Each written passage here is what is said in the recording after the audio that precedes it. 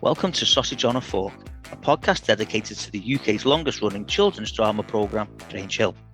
My name's Neil, and in each episode I'll interview a former cast member about their life before, during and after their time on the programme. Well, welcome to the next episode of Sausage on a Fork, and I am delighted to say that I've been joined by none other than Nicholas Pandolfi, who played Matthew Cartwright. Nicholas, welcome to Sausage on a Fork. Oh, Neil, thank you so much for inviting me. It's lovely to be here. Brilliant. Okay, Nick, what we'll do is we will start as we start every episode, and we'll just go all the way back. And if you can tell us how you got into acting.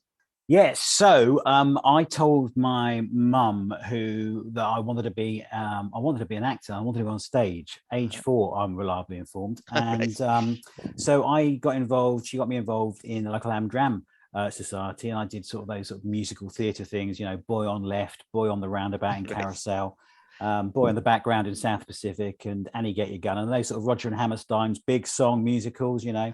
And so learned quite a lot really from everyone. I mean, we were on for 3 nights, but we seemed to rehearse for about 9 months. But it was really good, you know. As a 7, 8, 9-year-old, I learned really a lot about actually I got the confidence to stand on a stage and learn a few lines. And then my mum was really supportive, and she said, look, we were living nowhere near London. We were living in a place called Suffolk on the East Coast. And I auditioned to join a stage school. It was quite a well-known stage school in the day. It was called Corona, which, you know, these days has a completely different Where did you go to school? Corona.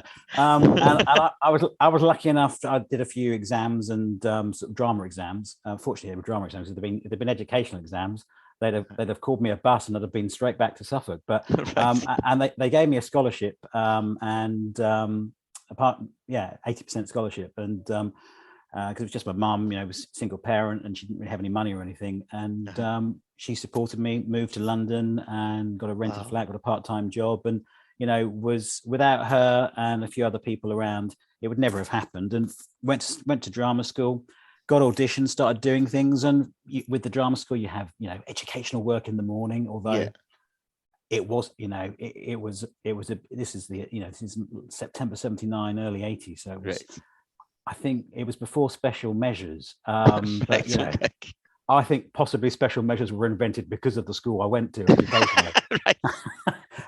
So we learned a great deal, but it wasn't quite like Fame, the TV series. You know, we had leg warmers on. And we might have been trying to get our leg on top of a Morris Marina rather than an American sports car.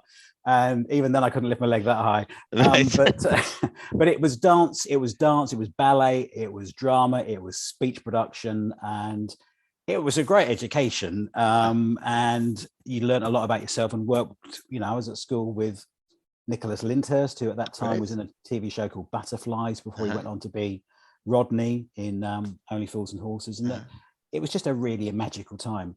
Brilliant. And you've said there about, you know, you did get auditions and that through your school. Did you get to work with anyone, you know, any big names in the early days? So, you know, funny, I was thinking about this and just thinking back. So the very first sort of big job I did was playing Terrified Boy in The Elephant Man, which if you're old and if you've seen The Elephant Man, terrible film. I mean, so sad. You know, it's based on a true story, the story of John Merrick. The incredible performance from John Hurt, and it was filmed at the Players Theatre down on the Embankment in London. The theatre scenes, if you've seen the film, when he's accepted into society, and polite society takes John Merrick out to the theatre and he's welcomed. And this is after he's been hounded and chased through railway stations, and that famous scene where he sort of pushes people out of the way and he runs. He's being chased by a mob, and there's that famous line where he says, "I am not an animal, I'm a human being." You know. So I didn't really know much about John Hurt, and I didn't know anything about The Elephant Man age 10. But you know, looking back at it, it was a pretty promising start for a career on your CV to say, I was in The Elephant Man. You know, I wasn't the trunk. I was Boy on Left. But, it was nevertheless. It was amazing just to watch a proper film being produced, even at that young age. Yeah. Brilliant. And so I've got a thing here. Obviously, regular listeners will know that I use IMDb for most of my research, which I know isn't always the most reliable thing. You know, I'm fully aware of that, but it's all I've got. And you were in something called To Serve Them All My Days, and your character is listed as boy. I know that's wrong. It was Streatham Forbes. Streatham Forbes was the character's name, and basically it's the scene where it's set just before the First World War in a private school somewhere. It's from a famous book by someone by the name of Dangerfield, and it was a proper 1980s BBC costume drama. You know, those winged collars, those sort of no emotion at all, and short back and sides. And I was slightly plump boy, bit of typecasting there, who was asked to run across, I think it was a rugby pitch, to tell John Dutine, who was the sort of the lead actor, that his wife had just gone into labour and she gave birth to twins. And actually in the episode he says, "Thank you, Streatham Forbes." So he was Streatham Forbes, not boy. All right. It's okay. Okay. I feel like I've been called out on that one, but as I say, it was IMDb, not me. Yeah. So that was 1980, and Yep. am I right in thinking then? So around 1980 would have been when you were also filming Grange Hill, when you started filming Grange Hill. I guess so. So I was at school. So Corona, I was at school with Pogo Patterson, real school, right. Peter Moran. So when I went through the school gates for the first time on a Monday morning, and there was 250 of us, so it wasn't a massive school. There was Peter Moran, and I was a huge fan of Grange Hill. I was like anybody else that would run home for 5:10 on a Tuesday just to watch it, to watch Trisha, to watch Kathy, to watch Tucker, and the rest, and Doyle. No one. We need to talk. We must never forget Doyle. Doyle was an amazing character, and obviously the Grange Hill royalty, Robert Craig Morgan as Justin.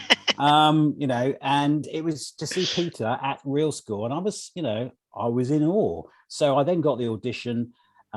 Went to what was then got the audition for Grange Hill, and went along to Acton rehearsal rooms. I think was where the auditions were held. Right.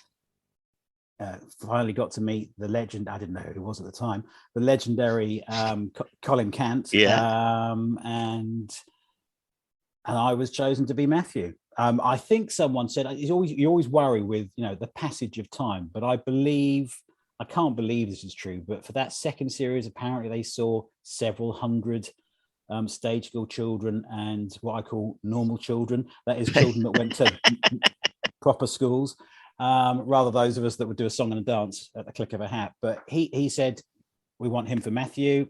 And that same week, I went for an audition to play the son of Sean Connery in a film called Outland. Sean Connery was playing... I think he was Outland at the time bombed. It's now seen as a science fiction classic, right? And as often is the way, right? I've been a lot of bombed work that suddenly is a classic. It's like history can be very kind to careers. It's a bit like politicians. Everyone loves them 30 years on. Anyway, so I got the part to be Sean Connery's son in Outland, and my agent said, right, Grange Hill wants him. This is to my mum and Outland, because my mum was a massive Sean. My mum, not obviously, but she was a massive Sean Connery fan. Yeah, and she said, "Oh yeah, you've got to play him." But because we were licensed at that time as child performers, you could only work so many days in a year. Right. And so I was asked, what did I want to do? And I said, Grange Hill, please. My friend at school, who's a great actor, went on to play Adrian Mole, Nicholas Barnes. He got the role that I would have had in Outland. All right. Okay. Brilliant. Okay, so you started then Grange Hill in series 4. I believe you. And you were introduced as Pamela Cartwright's younger brother, Matthew Cartwright. And Matthew was supposed to be one of these pupils that often happens in Grange Hill. They're not introduced in. It's not like, oh, here's a new character, here's a new kid in the school. It was obvious that he was someone who was already at the school. Yeah, I don't know why. I don't know why they did that, because I guess there was no backstory really. And frankly, if they did a backstory every time they brought in a new character, I suppose it would have taken up half the episode. So Pamela was there. She was quite well established as an older. She was quite proper though, wasn't she? But Matthew made her sort of look really quite rough around the edges. Because I mean, he came in almost with dry ice under him because he was so proper. And I mean, it's like, who is Matthew? I'll do your homework. I'll solve the Middle East crisis. I'll do that. I mean, he was just like, he was everything, wasn't he? I mean, he was the deepest of irritants, I think, to everyone. No wonder Gripper didn't like him. I mean, frankly, Mother Teresa would have had issues with Matthew Cartwright. Oh, brilliant. Brilliant. And you've said there about sorry, how you found him really irritating. I mean, he was the classic school nerd, wasn't he? Yeah. Oh God, yeah. He was very clever. He did have an aptitude for maths, especially. But when you look through the things he did, he was the school magazine year editor. He went to computer club when the school probably would have only had one, maybe two computers, but he knew how to do all the programming and everything. I'm going to ask you this question, and you'll probably end the call, to be honest. But were you anything like Matthew? Polar opposites. I mean, I don't think I was ever going to win an Ivor Novello award for screen talent in the performance of Matthew, but I had to dig deep. I mean, I to this day run out of fingers and thumbs and what are the things called at the end of your feet? Toes. That's it. When it comes to counting, I mean, the idea that, I mean, I guess I looked bright, Right. but I think my mum was like, of all the things to play, he was academically advanced at school, and I really wasn't. I mean, I made my entire time at school, real school, really by just chatting, talking my way around the fact why I didn't know something, or always being gob on a stick. So Matthew was hard work, because I suppose the only thing Matthew and I really shared was a pretty severe haircut.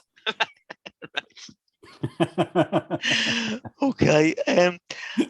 And Matthew famously was one of Gripper's very first victims as well.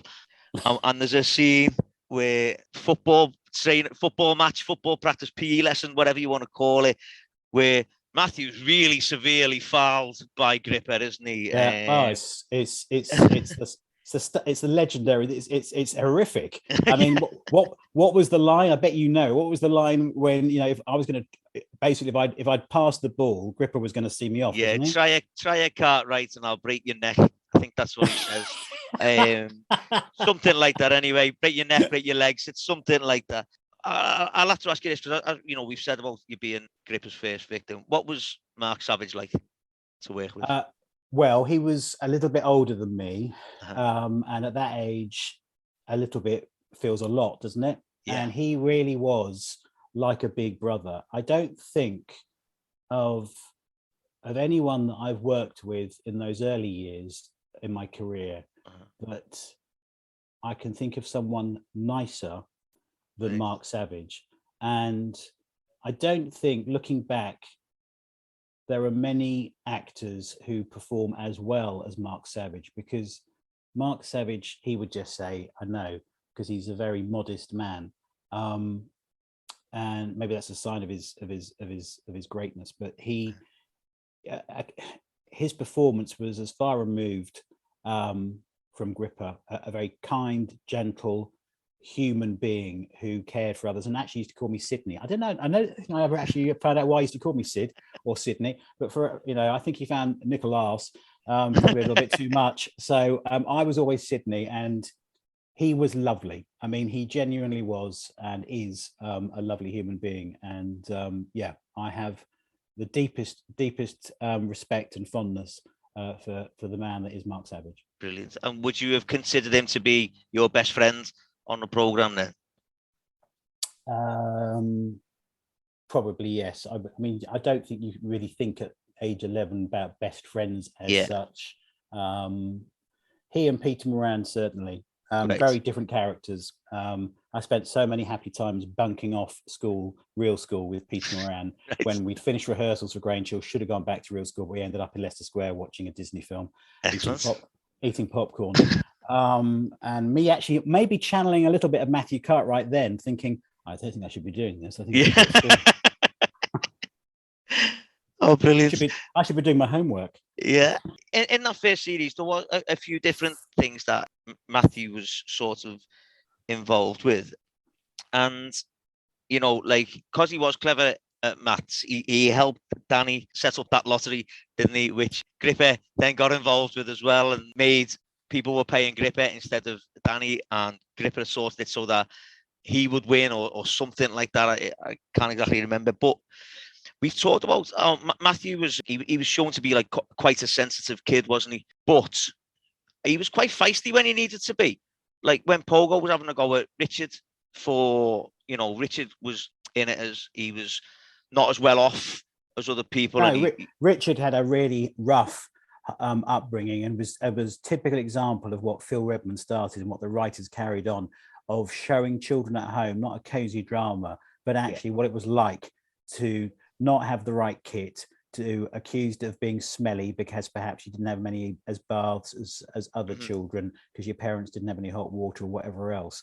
And that's what, I mean, absolutely. And Matthew did stand up for him, and wasn't just one dimensional. Maybe there was a little bit more to Matthew than perhaps I unfairly suggest. He did have a moral streak. Yeah, and definitely. Whilst he didn't have the physicality of Gripper and others, he knew what was right and he knew what was wrong. And I think it's important to have characters like that. I mean, in many ways, that's what, the great, we all walked in the shadows of the original cast, in my view, anyway, because a bit like, the Doctor Who only works because the actor's fantastic and you can regenerate and you have a whole new cast. But Robert Craig Morgan had similar sort of attributes to Matthew, didn't he? Or Matthew had similar attributes to Justin, in the sense that there was sort of a moral compass. And I think that's important within a drama. You've got the negative, you've got the badness, you've got the goodness, and you've got the in between. And that's life, isn't it? Yeah, definitely. So was there anyone who you particularly enjoyed working with? I think Brian Capron, who was obviously one of the teachers, Mr. Hopwood, he was hilarious because he had an incredible dry sense of humour. And also Brian Capron never really ages. I mean, he looked like that for about 30, 40 years. He always looked really young, Yeah. And he was just a really nice person. I was always a little bit nervous around, as I call her, Gwyneth Paltrow. Gwyneth Pal, because obviously she was the head, and she did. I think she had a bit of an aura about her, she used to call it, okay, Pandolfi, let's not do that. And it was a little bit like being told off by the head, The guy that played Mr. Sutcliffe, he was just a lovely, lovely, lovely person. And I mean, there were people depending on the scenes. I mean, I think Mark Burdiss, who played Stewpot, was just one of life's sort of, you should bottle Mark Burdiss's enthusiasm for life. I was lucky enough to be still there in Grange Hill when the next set of characters came in, say, from Roland to everybody else. And Urkham is just, another just a cheery bundle of life that just sort of brings a really positive atmosphere to any room. So I'm not going to say I had favorites. I mean, there were people that I didn't think. Well, put it this way: there were people that didn't get on with me. Made quite who steered clear. The people you didn't when you went to the BBC canteen for your lunch. There were clearly people that you didn't go and sit on their table because just like real school. Just like real school. Okay, I'll go and sit in the corner then and do your homework. But I believe to this day that the most famous person in Grange Hill ever was Naomi Campbell, who played an extra. And I remember her height, because I remember she used to sit down outside Studio 7 in the corridor of what was the Green Assembly at Television Centre, and I just remember always having to step over this tall girl's legs. Who would have known that she'd have gone on within a few years to be one of the most famous and most beautiful people on the planet? Yeah, brilliant. Brilliant. Now, you talked a bit about, obviously I've mentioned it a few times how clever Matthew was, and we Brilliant is see the word. we Brilliant. we see that in the we, we, we see that in the finale, series 4, when they have the Battle of the Sexes quiz. Brilliant that was, wasn't it? That's what TV Grange Hill was all about. It was just about, come on, let's have a bit of a party. It's a disco, but we've got a cake baking. We've got a quiz that's got cheating. We've got teachers that don't know the answers. I mean, it had everything, and you had Kathy Hargreaves doing impressions of Margaret Thatcher. Yeah. Bit of everything in there. So that's where we do see, a bit of another side to Matthew, because there's a couple of times where answers were given and you see Matthew nudging or whispering. So he does it with Justin, and he does it to Mr. Morgan, who I don't remember seeing in any other episodes. But he's blatantly telling them that they've got the answers on. He's blatantly telling them what the answers are, but they managed to get away with it, and the quiz is called a win for the males. So That's yeah, what you've got Justin, haven't we? Got Justin, Mr. Morgan, and Matthew, and there's someone else. No, there were three of us. That's right. Yeah, I think so. Yeah, and I just love the fact that Matthew was the one who was always seen to be right. Let's do it this way. We've got to do it right. Yes. It should be like straight down the middle. But in that quiz, you see him nudging and whispering and stuff, and I love that we get that other side to him as well. So that was the end of series 4. Well, move on to series 5. And in series 5, we get to see the rest of Matthew's family. Yeah. Which I think is nice, to get a bit. You were talking before about backstory and stuff. We get a little bit there, and it makes him a little bit more of a rounded character, doesn't it? The fact that we got to see where he lived. It was nice. It was nice for me because obviously, I mean, all I ever had, like any of the other cast members, I guess, I never asked, but I guess it's the same, was that you got a pile of scripts, and that was it. You had your Matthew walks into a room, opens a dictionary, looks up sex education or whatever else, and we're at home in what is clearly a very affluent home. If you think of the sort of homes that like Benny Green in series 1, clearly a very different background to where Matthew came from. I mean, the kitchens, I remember thinking, wow, they've splashed out here. I mean, it looked like a window dressing for Laura Ashley. I mean, you had pine furniture, print curtains, cushions. Mum looked a bit like Wendy Craig. I remember Mum, who couldn't have looked less like Wendy Craig. I'm thinking, why do they think your mum looks like her? I said, I don't know. They think Matthew's bright. Yeah, maybe, yeah.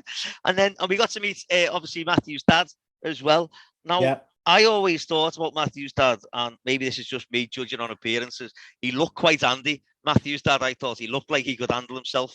He was a big fella. He had, whether he was naturally bald or it was a skinhead, but I just thought, he looks like he could definitely handle himself, that fella. Like, I remember meeting my Grange Hill dad for the first time, and my first recollection, I'm going to have to look it up again if I can find the DVD. But if you're old enough to remember Grange Hill series 4-5, you will remember this. I thought he looked a bit like the man from Fingerbobs. Right? Yeah. Yeah, but without the kerchief and without a glove puppet on his hand, he was ready for action. No, you're right. He probably thought, who is this Matthew? What is he, a son of mine? Are you been seeing The Neighbours? Excellent. And I think one of the reasons why Matthew's family were brought into it was because that was the year when Matthew's year group were going to be doing the sex education lessons, and Matthew, took the letter home, and his mum and dad were like, yeah, fine, not a problem. And I don't think that was what Matthew was hoping his parents were going to say. No, I think again, it was just clever of the writers who, either had children of their own or could remember clearly what it was like to be at school, and anyone mentioned the sex word and she's like, oh no, dig me a hole now, I don't want to talk about this. I don't want to hear adults telling me about sex. No, please go away. And I think it was really, really powerful stuff to do, and it was directed really sensitively, and I think I probably really quite enjoyed that, because it was about something that was wasn't bullying related as such. No. And it became that perhaps latterly, but it was very much about something that was going to affect lots of viewers, and I suspect there were people watching it thinking, oh no, Grange Hill's talking about sex now. Yeah, I mean, that was the thing. Matthew said he didn't want to do it because he thought no one else in the class would take it seriously. But I think there was that underlying tone, wasn't that he, as you've just said there, he just didn't want to have to go through that sort of embarrassment, I think. And start talking about parts of the body and how babies are made and all that. I mean, it's just like, could we just not do algebra? Could we please? Yeah. Could I skip sex education and do geography, perhaps double geography? Yeah, I mean, you mentioned it before about him picking up the dictionary and looking up sex education and stuff. But whatever that book was that he was looking through, that sort of played with his mental health a little bit, didn't it? Because he did start getting a bit of a ribbon from the other lads about things. And he said to his mum and dad, I've been reading up on it. People in school have said I'm not normal, and I'm not. No, it was a medical encyclopedia, and I think again, how accurate was that? Anyone that's worked in a school, anyone that remembers their school days, remembers someone being bullied for more or less those very same reasons. Yeah. And I think because I had quite a baby face and looked younger than I actually was. I think that worked really well for Matthew's character. Because Matthew did look a little bit like a seal pup in a bright light. It's like, whoa, hey, what's all this? Yeah, I came here to do maths. And then in that episode, or around those episodes as well, he was bullied by Gripper again. And there's that scene where Mr.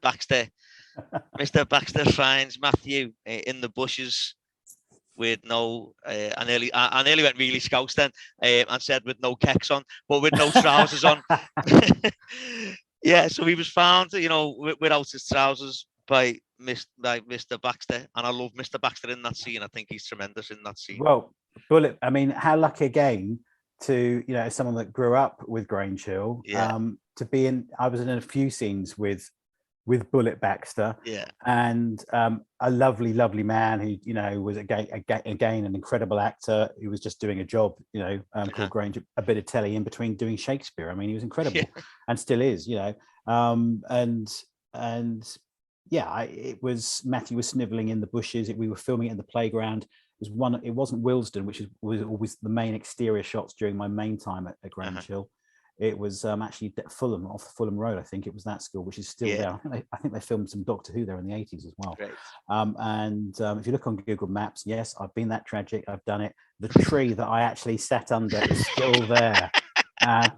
But my trousers aren't, because Mr. Baxter saved the trousers and returned the trousers to Matthew, so it's all right. Brilliant. And what I love about him Bullet in that scene is that it's very of its time, that scene, because he doesn't like the fact that Matthew is upset, but he says to him, I wrote down the line, if somebody has a go at you, give them some back. And I love the fact that a teacher is saying that to a pupil, because kids need that, don't they, sometimes? Well, sometimes, I mean, I'm sure it would be worded differently now. But actually, that's what a parent often would say as well. If you don't stand up to the bully, eventually, you get consumed by the bully. I guess, if we become too analyze, we don't analyze it too much, perhaps, because it is just a TV drama for kids back in the 80s. But it was a darn good bit of TV drama for kids back in the 80s. And actually, that's what teachers probably would have said in a comprehensive set in London.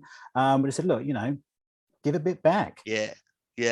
And as you've said there, Mr. Baxter did come to the rescue and get Matthew's trousers out of the tree. There was if you look at the episode when he sort of steps up to the branch where the trousers are. Remarkably, Mr. Baxter has almost Marvel-like superpowers and elevates himself with the help of a small box. He didn't sort of just slow motion leap. He managed to get the trousers down from the tree, that is. With the help of a box. Brilliant. And then carrying on with the bullying theme, Matthew wrote an article about bullying for the school magazine, and there was I remember there seemed to be a big thing around it with the editors of the school magazine, shall we say, saying, "Oh, should we really put this in? Do we want people thinking that, did they want people thinking there was bullying going on, or on the other side, what would the bullies think if they saw this article written by Matthew Cartwright?" Yeah, I mean, I suppose. Do you think the bullies would have read the school magazine? Well, there you go. They'd have probably rolled it up and hit somebody on the back of the head with it. But I think again that sort of that touch of censorship, but not from the. It was actually from the students themselves saying, "Should we put this in? Is this going to cause us? Is this going to cause us problems?" Yeah. And yeah, again, clever writing, and not just taking the easy way out and just saying, "Yeah, we're going to talk about bullying in the school magazine," which is what some might do. Actually, there was then a debate around it. Should it be right? Yeah. What are the ramifications of doing that? Is that going to cause? And that's good drama, isn't it? Yeah, it gets definitely. People's imaginations thinking in all different directions. Definitely. And I think that was like the recurring theme for Matthew in series 5. A lot of it did centre around the bullying and just how horrible, Gripper and Denny were to him. Like, I know, obviously, we saw a lot of different sides to Gripper's bullying later on. But at first, he just went after the weak kids, didn't he? He went after the weak and sensitive kids, Gripper. But because there was a scene where, Matthew had a new watch and Gripper was there saying, "Oh, I'd hate that watch to be broken, but I'll be nice and give you protection for that watch if you give me, the money or whatever." But there's also a scene with Mr. McGuffey with Gripper and his henchmen. And I think it's a pea shooter. Gripper fires at McGuffey. And when he turns around to ask who it was, Gripper and his henchmen all just stare at Matthew. The way horrible kids do. This was pre the Weatherfield one, when Deirdre was sent down for a crime she didn't commit. I mean, this was the teaser for Coronation Street writers thinking, look what they've done to Cartwright. Let's do it to Deirdre a few years later. Yeah. And that, I mean, that, we didn't quite have the T-shirts that said, freak. I wasn't dispatched to Brookdale or anything, but nevertheless, Matthew was wrongly accused, and I remember the scene in the studio having to walk down the steps of shame to go and sit outside the head's Mrs. McCluskey's room, shamed with pea shooting. What a great performance, Mr. McGuffey! What a character! What an actor! I mean, Mr. McGuffey should have had his own spin-off show. I mean, he was just brilliant. I mean, he was everything you wanted in the sort of archetypal, slightly scruffy McGuffey, but he was just brilliant. So there was so much. What was Mr. McGuffey's home life like? I mean, there was so much going on there, wasn't there? There was a whole series. Definitely. But then, to be fair to Scruffy, he did he realised later on, didn't he, that he'd been made a fool of, and he realised it wasn't Matthew, and he did go and find him and apologise. Matthew was a patsy. He was a patsy. He was wronged. It wasn't quite the grassy knoll, but nevertheless, Matthew had been shamed. But justice prevailed. Neil. I think sometimes as well, because he did this a few times in Grange Hill, and I think it's where a teacher hasn't always got full control of the class, and it's sometimes he showed that it was easier for the teacher to have a go at the kids who wouldn't always stand up to him, or who would do as they were told. Sometimes it happened a few times, like for the teacher to try and show the class that he has got some sort of control. Because there was a few teachers later on, Mr. Scott, Aaron Bell, who's been on the podcast, he was exactly the same, where he had no control over his class, and he'd pick on all the quiet and sensitive ones who were trying to be nice to him. But he did that a couple of times. And also in that series 5, towards the end, the school review, and Matthew ended up in the school review, didn't he, with a Tin Man costume on, but he couldn't breathe, he said, and he couldn't see. Was that true? Could you not see?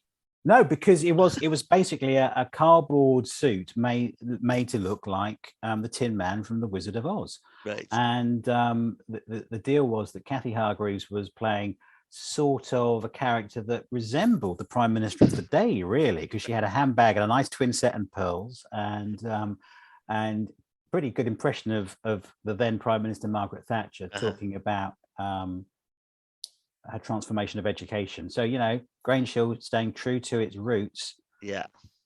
As political as a children's drama show can get, but nevertheless, there was an undertone there for anyone that wanted to watch it. And it was very real, that for everyone that loved Margaret Thatcher, there were an awful lot of people at this time that loathed Margaret Thatcher, and the show was set in that day, wasn't it? Yeah. And so Matthew had this massive sort of axe, and he was basically, it was about school cuts, wasn't it? So therefore, the lopper, as he was known, was chopping through this scenery, and they poked me in the back to say action because I couldn't really hear anything. I had this massive cardboard hat on, I couldn't see anything, so I was just pointed in the direction, chopping, and then there was gruel, wasn't there? And there was like a porridge fight from memories. And I remember that scene so well because that was actually filmed in reverse. So that was one of my first scenes in that series to film, and that was the first time that I was on screen with Tucker Jenkins. Right. How did that feel? Well, it was a little bit like if you can imagine being a royalist and finding out that in 5 minutes Prince Charles is popping around to say hello, what do you do? And that's how it felt. It felt amazing because Todd Carty was and is a star, and I, like millions of others, watched him as Tucker Jenkins and thought he was Tucker Jenkins. And there I was in a scene on my back, dressed up as the Tin Man from The Wizard of Oz, with my head being taken off by Trisha, and there's Tucker in his famous leather jacket, and saying, and I even got a name check from Tucker Jenkins, and watch it. Somebody said about watch it Cartwright or something, and it was just like this is. And they're paying me to be in it. And it was like, this is brilliant, and I remember that really well because, again, that older cast, that original cast, who seemed like adults, really, and they weren't, but, they were very mature in their years anyway. And they were lovely. I mean, they were, without exception, they were lovely. And the first time I bumped into Justin, Grange Hill royalties, I always refer to him, Robert Craig Morgan. I found him having a bit of a drag on a cigarette around the back of Willesden High School, and it's just like he said, and I was offered one. I said no, thank you, because obviously I was in character. Matthew wouldn't do that. To the end, and it was just wonderful. And I know people. Everyone has a favourite time. Everyone has a favourite Doctor in Doctor Who. And everyone has a favourite character or season in Grange Hill, I'm sure. And Mrs. McCluskey will always be the head for most. But those of us that followed, even the greatest performances that followed, we only followed because of those greats that created Grange Hill, from Phil Redmond, the writers, the directors, and that original cast made everything that followed possible. And it should I know they won't be, but they should never be forgotten for their contribution to children's TV drama, because they changed TV drama, that original cast. And those of us that followed, we followed and we carried the baton, if you want to use that analogy, but they were stars and remain stars. And it's thanks to them that you and I are talking about Grange Hill today. Definitely. Okay, so then that was the end of series 5, and we didn't see Matthew again after that. Well, he was like Will-o'-the-Wisp. He appeared one day and vanished the next. And that was really simple, down to I was still underage, under 16, and therefore you could only work so many days a year. And I was offered a Disney film, a small part in a Disney film, which was called Return to Oz, which was a follow-on from again, a film that bombed at the time, but is now seen as a classic. A bit of a pattern here. And then I was offered 6 months in the West End with Stephen Fry, with a cast of 14 other youngsters in an Alan Bannett play. And it's like, do you want to do more Grange Hill? And that would use up the majority of your licensed days in a year, or would you like? And my mum gave me the advice. I'd chosen to go into Grange Hill and said, I think you need to do this. And she wasn't a pushing mum. She wasn't a showbiz mum at all, but she was right. And actually, long term, it helped my career. Because I did a better variety of work, it was terrible leaving, because it felt like leaving school again, and you're saying goodbye to friends. But I don't regret it. Oh, brilliant. You just mentioned, I just go back there to Return to Oz. So who did you play in Return to Oz? So the series of books, of which there are many, I believe, there was a police force, and Root was the character. And incredibly, my outfit, which was green velvet, and I had to escort the Wicked Witch, who was then played by Jean Marsh, who, for someone listening to the podcast, may remember played Rose in Upstairs, Downstairs, famous actress of the 70s and 80s. And I had to escort her sort of prison cage in. And I was told by a friend that and I've checked it out, it's true, that my outfit is in some Disney museum that goes around the States. And it was this big sort of like witch's hat, green sort of velvet witch's hat, green velvet jacket. And I don't know, they were obviously big on velvet in Ausland. But anyway, so apparently there's in this Disney museum, it says the character of Root played by Nick Pandolfi. And I'm thinking, my career's in a museum.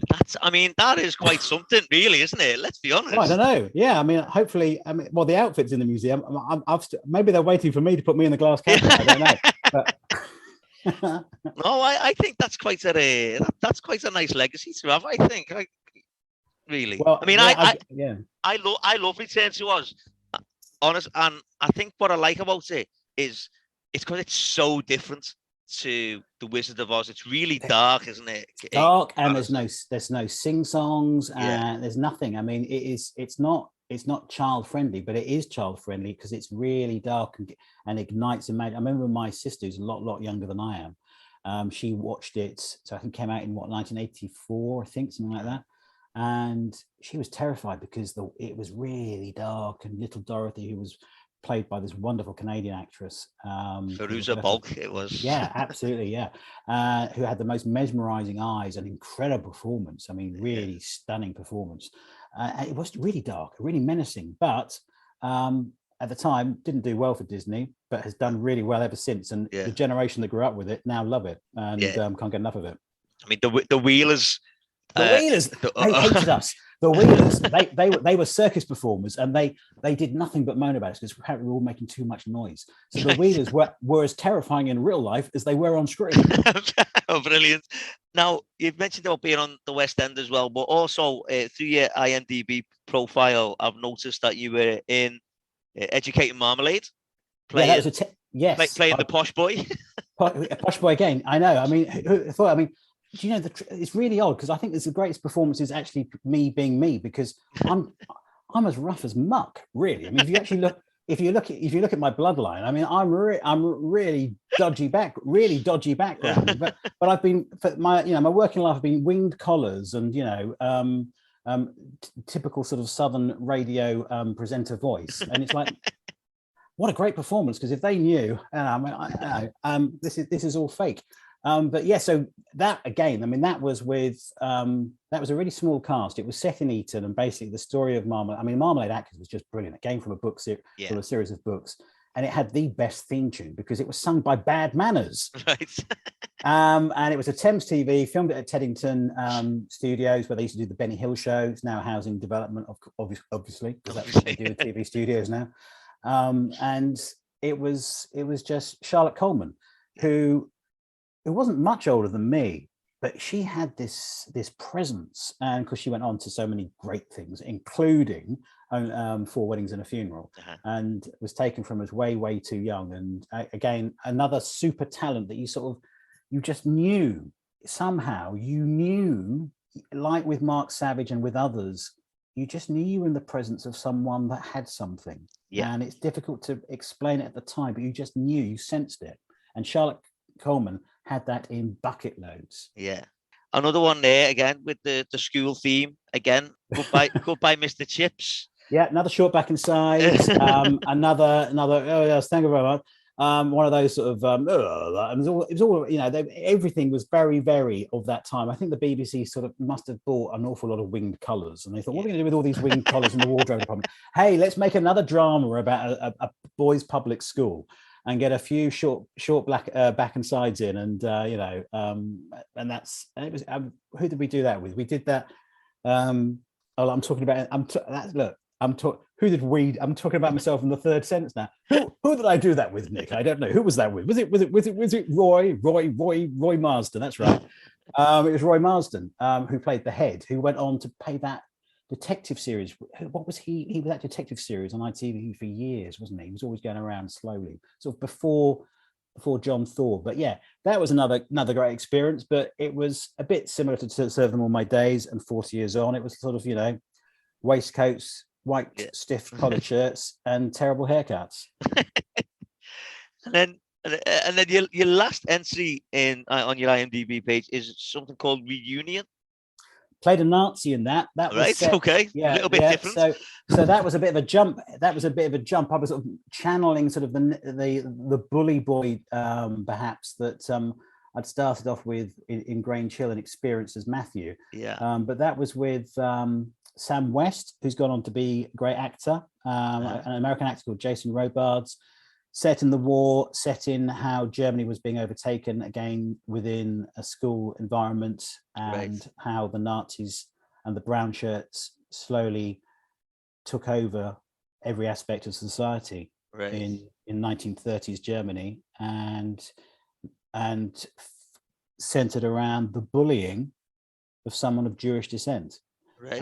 Howard Pinter was the screenplay. So you're talking about one of the world's most famous screenplay writers, who was on set, and he was known as the pause man. I think his critics call him the pause man because he's a great one for writing a line and then having nothing and leaving the audience. You think, what's happened? That was happened, But again, an amazing experience to work with a wonderful cast of actors that you wouldn't necessarily know their name, but if you saw them, you think, I've seen him, I've seen her, I've seen him, and it was like, I've seen you in. And it was. We filmed in Berlin. We stayed at a hotel. That we went to nightclubs and strip clubs and bars and explored Berlin every hour that we weren't on set. And again, an amazing experience. It really was. So what, if you don't mind me asking, what sort of accents did you have to use for that one? Well, that's the irony of films. I was playing a Nazi or playing a German, but in all honesty, maybe sounding slightly younger, but not really sounding very different to the voice that you're hearing at the moment. Right, okay. Because I remember as a kid watching the remake of All Quiet on the Western Front and didn't quite understand it because everyone had American accents. It absolutely baffled me. So I was just wondering if it was the same sort of thing there, and it sounds like it was. So I'd say that's your last entry on IMDb. So what did you do after that? So that led to 2 years at the Barbican, doing sort of some Acheborn and some Shakespeare and holding the spear in the back and learning the Doc Brief, which is a great sort of two-header play, doing the Browning version at the Leatherhead Theatre. It was then known as the Sybil Thorndike Theatre, but I think it's now known as the Leatherhead Theatre, at a rebrand. And then spent some time in the States at the Alabama Shakespeare Festival, which is a massive Shakespeare festival. And I was housed with a family in that part of the States, which is very friendly, very welcoming. Not to everyone in society then. If you're the right colour, it was very welcoming, as far as they were concerned. And it was a great experience. And it was, I learned a lot about stagecraft, and you wanted for nothing. And I explored that part of the States for a while. I came back and realized, okay, what's next? Yeah. And then by accident fell into radio. Right. Okay. And that's obviously what you're doing now. That's what I've done for the last 20 odd years. Yes, is playing a part of being me, which is a lot easier because you have to remember the lines. And no one knows, more importantly, Neil, if they get the lines wrong, because I meant to say that. I meant to say it that way. So, you've got to give us a plug now. Where are you working then at the moment? So I work for BBC Sounds, writing some comedy for comics that you'll never have heard of and may never hear of again if they actually have to read out my gags. And I'm also the UK correspondent for Radio New Zealand and for a talk station in New Zealand called Magic Talk. Right. And yeah, so I was lucky enough to win an award as BBC Presenter of the Year twice for my speech work. And I think, in all honesty, I think they looked at the surname Pandolfi and thought, that'll tick a box. Let's have someone this year with a surname that no one can spell. Oh, I love it. Okay, so we are just sort of coming to the end of the interview now. So I've just got a few more questions for you, and they are all Grange Hill related. Of course. It's the way we end every interview. So recently there's been talk of a Grange Hill movie in the pipeline.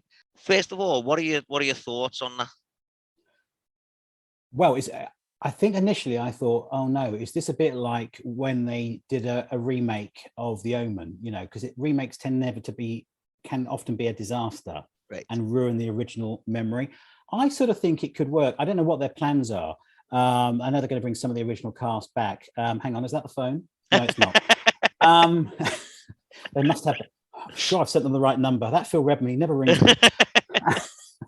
But I'm a big fan, have been a huge fan, like millions of others, of Stranger Things on Netflix. And I sort of think that Grange Hill could work really well as a movie if they set it back in the 80s and 90s and maybe recast some of those core characters. Maybe you have sort of a merging of years. You sort of give them for a bit of getting the history wrong.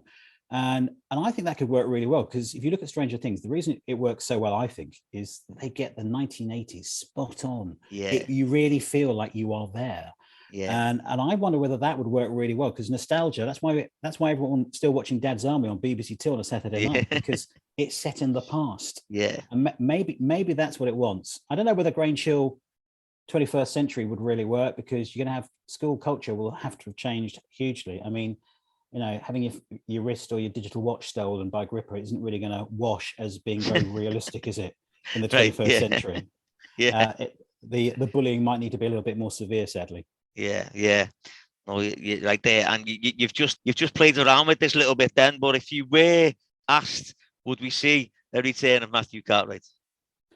I don't know. He's probably running. I don't know what he's doing. No, I don't. I mean, if I was asked, oh yeah, of course. Yeah. Of course I would. Whether it be the right thing to do, I don't know. Right. But yeah, I mean, who wouldn't? I mean, you know, would you like to go to Alton Towers for the day? And that's what Grange Hill was like. It was like spending a day with your friends, having a fantastic time. Oh yeah, you had to learn a few lines, not bump into the furniture. Well, most of the time managed that. Right. Yeah. Okay. So, other than Matthew Cartwright, I normally ask, other than your character, who was your favourite character? But you've said a couple of times there that you just found him really irritating. So maybe this isn't the right question to ask you, but who was your favourite character on Grange Hill? I think one of the most, I don't know, I might be wrong, but I think Peter Moran as Pogo Patterson was perfect. Right. I think he delivered that role brilliantly, because there was no menace, there was some irritation, he was funny, and I think we all knew someone like Pogo. Yeah. So away from the original cast, I would say Pogo Patterson probably would be my favorite character. Yeah, I mean, the thing with Pogo is he changes, doesn't he? If he knew he could get away with it, he would tend to, you know, tease someone or whatever. But he changed, didn't he? He did grow up quite a lot on the program, I think. And to be fair to him, he was hard as nails. You know, he took that advice from Bullet. If someone gives something, give it back. You know, he never backed down from a fight. No, Pogo, did he? He messed up that common room well and truly with Gripper in a fight. But yeah, Pogo was a bit of a hero, I think. Brilliant. And so, is that the character you would have liked to have played if you hadn't played? No, I like anyone else. If they're honest, obviously, I wanted to be Claire Scott. Okay. Simply so I could be Paul around Bland and I could actually sing The Locomotion. Right, okay, fair enough. Fair comment. No, I think honest answer, I think Ant Ricky Simmons, just because he had the best hair. Yeah. And still has. Yeah. And I think he was just popular for all the wrong reasons and all the right reasons. And I think, he wasn't. Matthew would have. I think if Matthew had been at school at the same time as Anne, I think Matthew would have thought there's a bit of a bromance going on there. I think Matthew would have been trying to grow his hair out a bit. Excellent. I love that. And so then the last question: why do you think there is still such affection for Grange Hill? Well, I'm going to say, why do you do this podcast? Right. Okay. So I realized quite a while back on Twitter that there was no sort of a Grange Hill Twitter account. Maybe that was a good thing, maybe that was a bad thing. So I kind of started it up alongside someone who was an admin on one of the Facebook groups. He had one sort of going around about the same time, and then it just became apparent that there is still, a lot of people out there who like Grange Hill. And 18 months, a year or so ago, someone got in touch with me and said, if you'd ever thought about doing a podcast about Grange Hill, and I mean, podcasting had never been a thing I'd even considered. So I looked at what television program podcasts were like, and nearly all of them involve someone watching an episode of a program and then talking about it for half an hour or an hour. And I just thought, no, I'm not doing it. No one's going to want to listen to me talk about my opinions of an episode of a children's TV drama from 40 years ago. That's just not going to happen. But a lad who I knew from growing up had just started a podcast about amateur football in Liverpool, where he interviews people who've played amateur football. He's interviewed some professional footballers as well. And I just thought that could be something I could do if I could interview people who were in Grange Hill. I think there might be a market for that there, and so you're right. Yeah, you're right. Yeah. It's down to good storytelling. It's nostalgia. Yeah, and the fact that some people forget that Grange Hill changed the mold. It changed the mold of TV for children, and that's down to the brilliance of Phil Redmond, the directors, the production team, the writers. Yeah, and that original cast. So I guess that's why it endures. Yeah. Lee Spark said to me in the second episode I did, Lee Spark played Jonah Jones, said the thing about Grange Hill was everyone could identify with a character. Yes, exactly. Yeah, there was the kids who've been bullied, there was the kids who were bullying, there was the money makers, there was the popular kids, there was, all those things, like, so that everyone could do that. Phil Redmond, he saw something, he put it on the screen for everyone. Well, Nick, it's been brilliant talking to you about your experiences, so thank you so much. Well, I'm going to say again, right, we're recording this on Wednesday night. On Sunday, I interviewed Nick, and for whatever reason, my computer decided it didn't want to play, and we only got 7 minutes recorded. So this is basically a repeat of our interview from Sunday. Do you know what, don't you? If you'd gone to Computer Club like Matthew, that you wouldn't have had those problems. No, definitely not.